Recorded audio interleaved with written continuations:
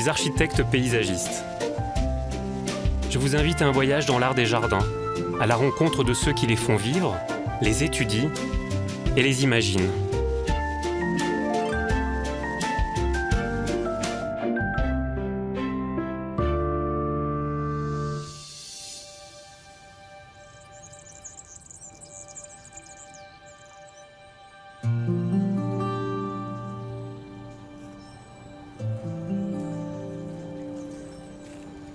En Allemagne, dans le jardin de Hermannshof, de magnifiques massifs colorés de vivaces, ces plantes qui refleurissent spontanément chaque année, accueillent les visiteurs.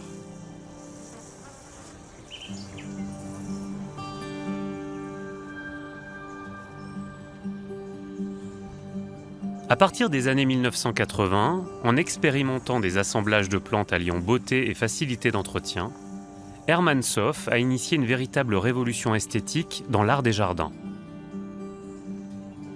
C'est aujourd'hui un modèle pour l'aménagement des espaces publics en Europe et au-delà.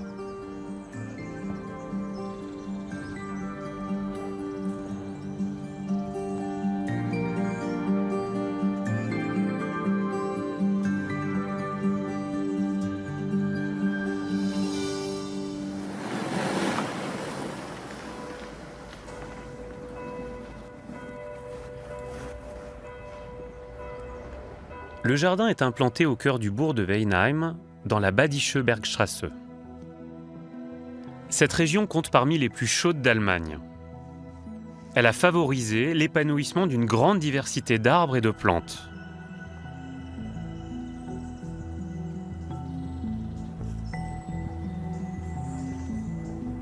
Les jardiniers observent et testent la croissance des vivaces et créent des habitats variés propices à leur développement. Ensoleillé ou ombrageux, sec ou humide.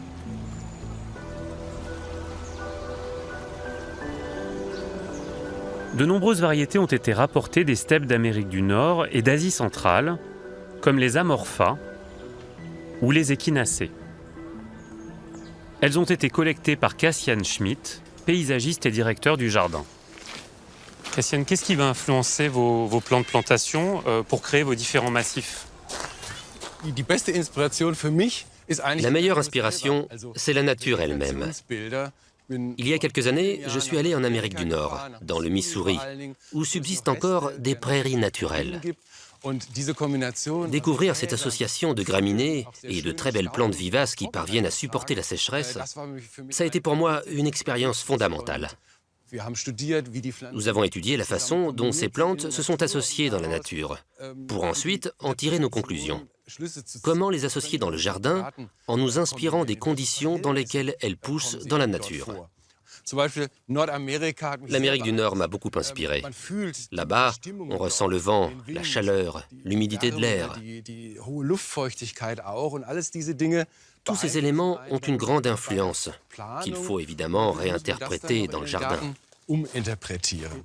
Autrement dit, Cassian, ce ne sont pas des voyages juste pour collecter des plantes, mais ce sont des voyages pour essayer de rapporter des atmosphères. Quand les gens regardent les plantes ici, ils doivent voir bien plus qu'une prairie et des fleurs. Ils doivent vraiment ressentir comment est la prairie qui bouge avec le vent.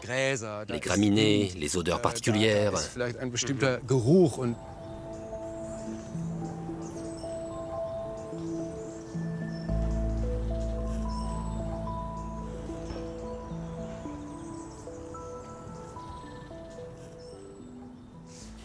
C'est donc un motif de prairie qui est reproductible, que vous allez esthétiser et surtout que vous allez adapter à Hermannshof. Ce qui est important, c'est de simplifier ce qu'on a vu. Dans une vraie prairie, il y a peut-être 300 espèces différentes.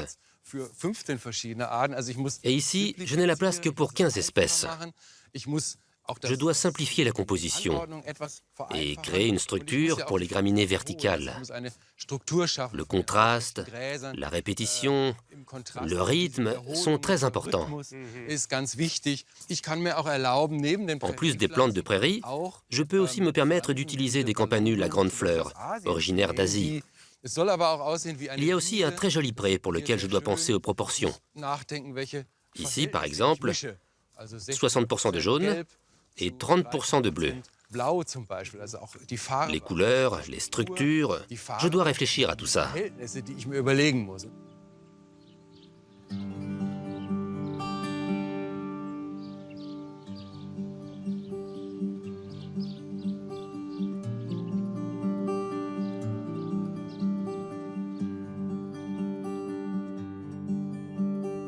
La propriété et la maison des jardiniers sont bordées à l'est par les massifs de prairies sèches.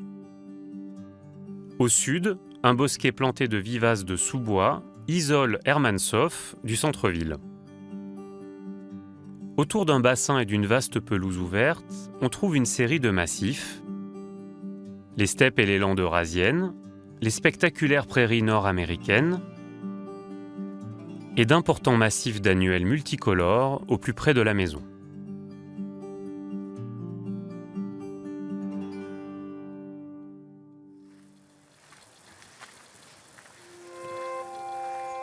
Hermannshof est ouvert au public depuis 1983. Il a été pendant plus d'un siècle le parc d'agrément d'une famille d'industriels de la région, les Freudenberg.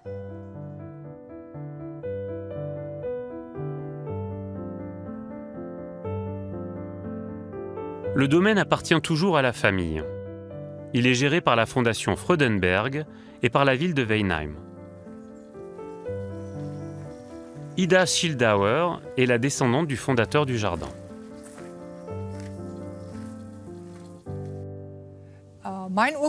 Mon arrière-grand-père avait acheté ce terrain à un exploitant agricole et il avait commencé à aménager ce jardin bien avant ma naissance, dans les dernières années du 19e siècle. Et il va donner son nom au jardin. Hermann Ernst, c'est lui-même qui a donné le nom Hermannshof à ce jardin. Son ego a été flatté de voir son nom accolé au mot Hof. Hof signifie la cour de la ferme dans son ensemble. Et il faisait pousser ici de quoi subvenir à ses besoins. Mais le mot Hof signifie aussi cour royale, cour princière. On est entouré. C'est une notion importante. Les grandes maisons, les grandes fermes s'appelaient ainsi, avec le terme Hof à la fin. Est-ce que ça veut dire que c'est un lieu fermé? C'est un territoire fermé à l'intérieur duquel il règne, comme un roi dans sa cour. Et pour le plaisir du jardin? Absolument. Je pense qu'il aimait bien le jardinage. Ça le détendait. Mais il avait aussi une approche scientifique. Il cherchait des plantes rares. Il prenait du plaisir quand il en trouvait. Je crois que la notion de cour jouait aussi un autre rôle. Je veux créer quelque chose qui m'entoure sur le plan privé, qui soit très représentatif, très beau, pour moi et pour les autres. C'était vraiment en lui, dans la profondeur de son être. Un jardinier, c'est toujours un homme qui crée quelque chose. Mon arrière-grand-père était un homme créatif.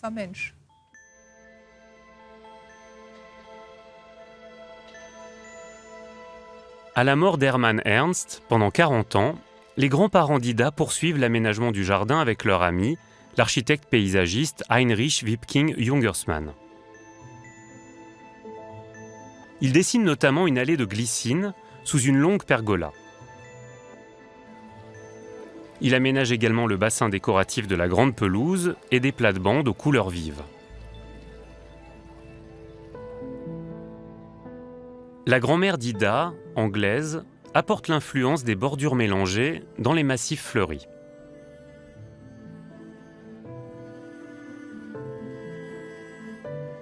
Depuis, la structure du jardin est restée la même.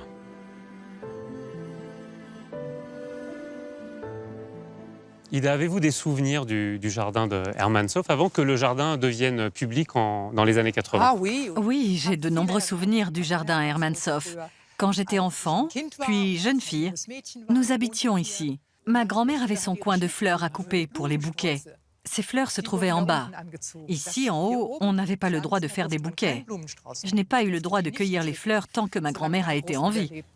C'était sérieux, hein? C'était très strict. Elle était vraiment très stricte. Ouais. Mais le jardin a toujours joué un rôle important pour moi. Les arbres, c'est une bonne manière de fixer les souvenirs, non? Oui. Ouais. Oui, les arbres sont essentiels. Sous ce magnolia, il y a eu de belles discussions avec mon père. Il s'asseyait près de la table, discutait avec les plus jeunes et nous disait ce qu'il fallait qu'on pense. Celui-là a maintenant le même âge que moi. C'est un métaséquoia. Au milieu, le ginkgo est aussi un vieil arbre admirable, comme les grands platanes. Je suis énormément attachée à tout cela. Ça a toujours été très important pour moi.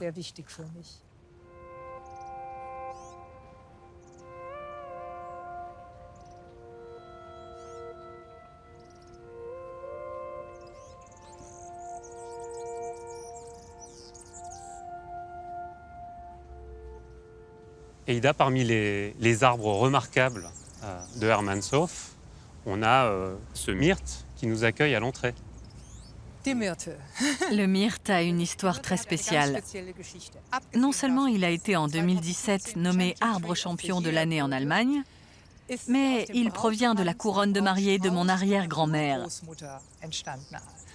Madame Freudenberg, l'épouse de Hermann Ernst Freudenberg, avait une couronne de mariée faite de rameaux de myrte.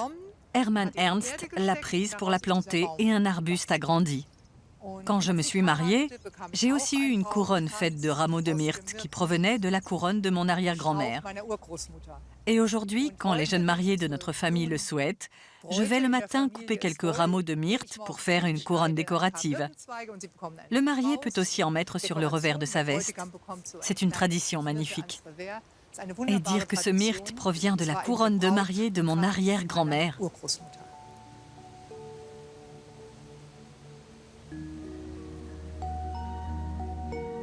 Depuis les années 80, Hermannshof propose une nouvelle manière de concevoir les massifs, immédiatement reconnaissable par ces mélanges de taches colorées, accompagnés de touffes de graminées verticales et dorées.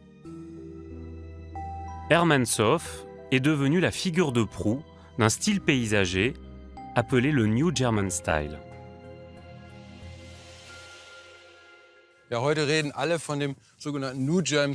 Aujourd'hui, tout le monde parle du New German Style, un nom donné par les Anglais, car ils ont découvert ici en Allemagne un concept complètement différent du leur. D'abord, nous utilisons beaucoup de graminées et nous tenons vraiment compte des saisons. Pour nous, les changements, les saisons, c'est très important. Du bourgeonnement à la floraison, jusqu'aux graines et aux gousses, mais aussi les couleurs de l'automne. Et l'hiver aussi. C'est ce qui caractérise le style allemand. Et chaque plante pousse au bon endroit. Ici, par exemple, c'est le modèle de ce qui pourrait être une forêt chinoise, telle que je l'ai vécue lors d'un voyage. C'est presque comme un paysage adapté au lieu. Les plantes s'accordent entre elles. Il ne s'agit pas seulement d'esthétique, mais plutôt d'harmonie entre les différentes plantes et de connaissances scientifiques. Et ce style a également un fondement économique avantageux, car l'entretien est fortement réduit. C'est pourquoi le New German Style s'est développé en Europe. Il nécessite beaucoup moins de ressources en main-d'œuvre, en engrais, en eau. On le trouve à l'exposition florale de Chelsea ou en Amérique du Nord, car il s'adapte aussi aux villes modernes.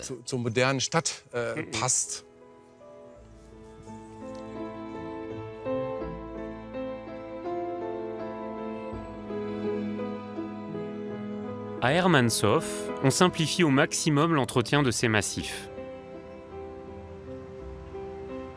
Les plantes vivaces, qui repoussent spontanément chaque année, ont été privilégiées.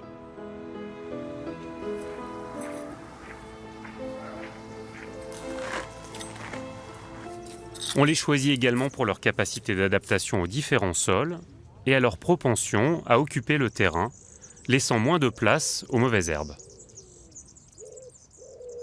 Till Hoffmann, jardinier, les a entretenus pendant près de 17 ans. Reptile, on pourrait imaginer qu'un jardin rempli de massifs de vivaces est un jardin compliqué à gérer. Or, ce que vous démontrez ici à Hermannshof, c'est exactement le contraire. Oui, on pourrait penser que les plantes vivaces nécessitent beaucoup de soins. Et effectivement, ce peut être le cas.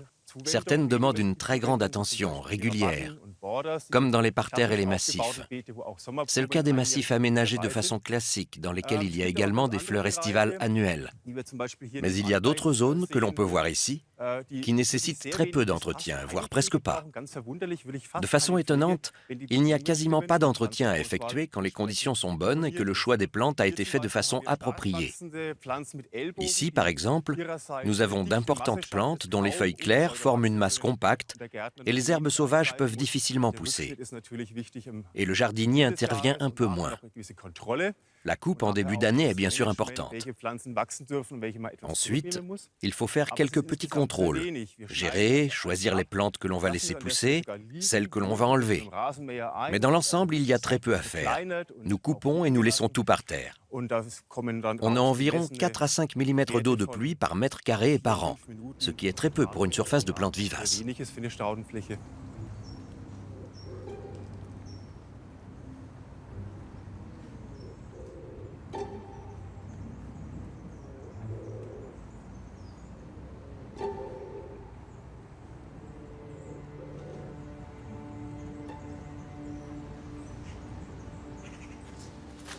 Ici, on arrive dans un massif qui nous rappelle les habitats, les milieux écologiques du sud de l'Europe, des milieux plutôt secs.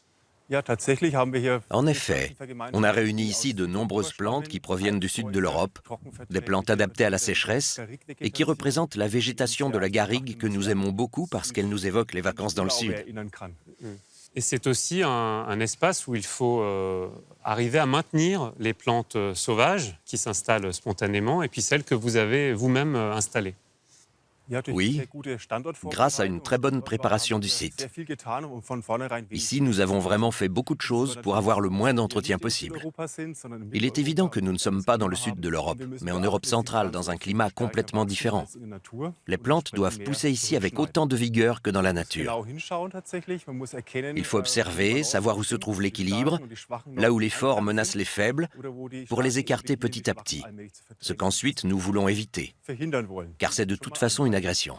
Donc, par exemple, quand on regarde les deux molènes qui poussent, ce sont des plantes qui sont venues spontanément, mais que vous avez acceptées dans votre massif. Effectivement, cette molène est un exemple intéressant car on voit qu'elle fonctionne très bien à cet endroit. Ces deux molènes s'accordent parfaitement avec les autres plantes. La balance est équilibrée, avec très peu d'intervention, quasiment aucune à cet endroit, car la concurrence entre les plantes est modérée.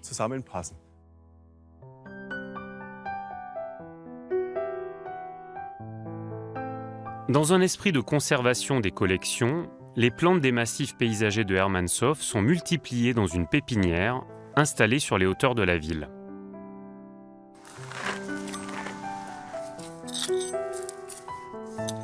Les vivaces grandissent dans cette nurserie avant d'être plantées dans le jardin. Ulrike Battner est la jardinière en chef de Hermannshof depuis 2016.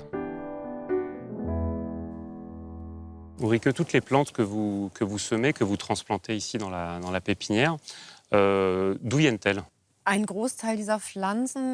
grande partie de ces plantes provient des collections de Cassian Schmidt.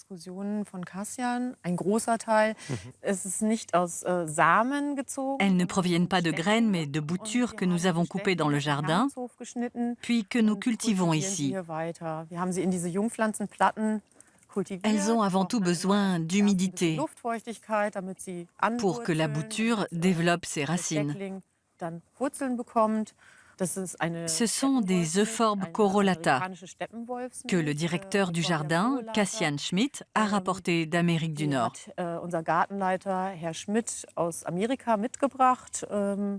En été, elles ressemblent à de la gypsophile, avec des fleurs blanches. Et elles ont une très belle couleur automnale. Un peu pourpre, ouais. Et l'étape d'après, Ulrike, c'est les petits lits qui sont ici. Vous allez les laisser grandir. Nous continuons à les cultiver. Ensuite, nous les ramenons dans le jardin. Ouais. Nous les donnons à des spécialistes ou à de simples amateurs qui sont intéressés. Les gens veulent toujours emporter avec eux un bout du jardin Hermannshof et nous leur en donnons la possibilité.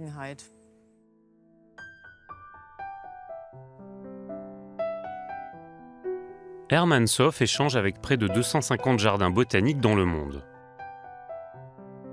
Toutes les plantes présentes sont indexées dans un catalogue et les graines sont conservées.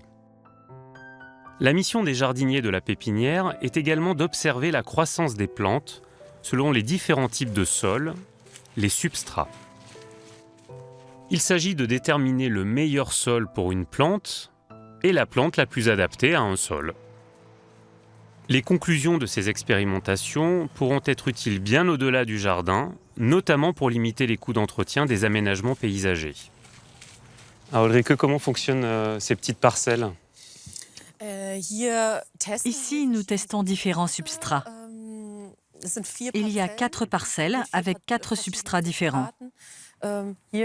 Ici, nous avons un substrat de toiture végétalisé. De la brique. Oui, du gravier de brique, de l'humus et des nutriments riches, comme on peut le voir à la croissance de ces plantes. Là-bas, nous avons du sable pur, avec très peu d'éléments nutritifs, comme on peut le voir aux plantes dont la croissance est très fragile. De l'autre côté, nous avons ce que l'on appelle du gazon gravier. La couleur est complètement différente. C'est gris. C'est un substrat très stable. On peut voir que ça a un impact sur la taille des plantes. Oui, ici, le substrat maintient correctement l'eau. La différence est totale. Elle est sublime, elle. Oui, c'est un Cecily gummiferum. C'est la période idéale. Il est en pleine floraison. Les insectes se régalent. Ce qui est très intéressant ici, Ulrike, c'est que vous êtes en train de préparer l'avenir. Aujourd'hui, dans les jardins publics, on a moins d'argent, c'est plus difficile de les entretenir, on a moins de jardiniers, l'eau coûte de plus en plus cher, le climat est en train de changer. Vous êtes en train de tester tout ça en grandeur nature pour l'avenir, en fait, pour penser l'avenir des jardins. Je pense que c'est très intéressant pour les lieux publics. On peut remplacer le substrat des aménagements des parcs et des chemins. Ici, on teste d'abord la dynamique de la plante, comment elle se développe en fonction du substrat,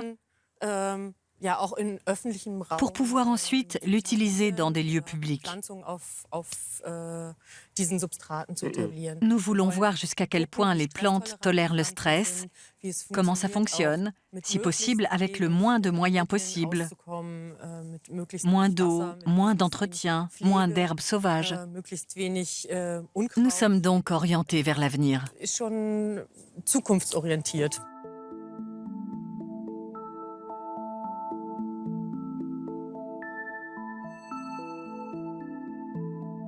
De nos jours, nous devons faire face au changement climatique. Avec les températures qui augmentent, nous avons besoin de plantes qui poussent sans arrosage et demandent peu d'entretien. Nous y réfléchissons depuis plus de 15 ans et nous savons exactement ce que nécessite chaque plante. C'est très important qu'il y ait encore des plantes dans les espaces publics. Mais c'est toujours une question d'argent. Elles doivent produire des associations durables. Le jardinier n'entretient plus, au sens traditionnel du terme, en arrachant les mauvaises herbes. C'est devenu un artiste qui gère les plantes sans trop intervenir. Cassian, quel est l'apport principal du jardin de Hermannshof à l'art des jardins aujourd'hui ? Nous développons ici de nouveaux projets pour les espaces verts. Prendre modèle sur la nature est une tendance tout à fait récente. Les prairies fleuries sont désormais utilisées partout en Europe. Et cette tendance a été créée ici, à Hermannshof. C'est la nouvelle façon d'utiliser les plantes.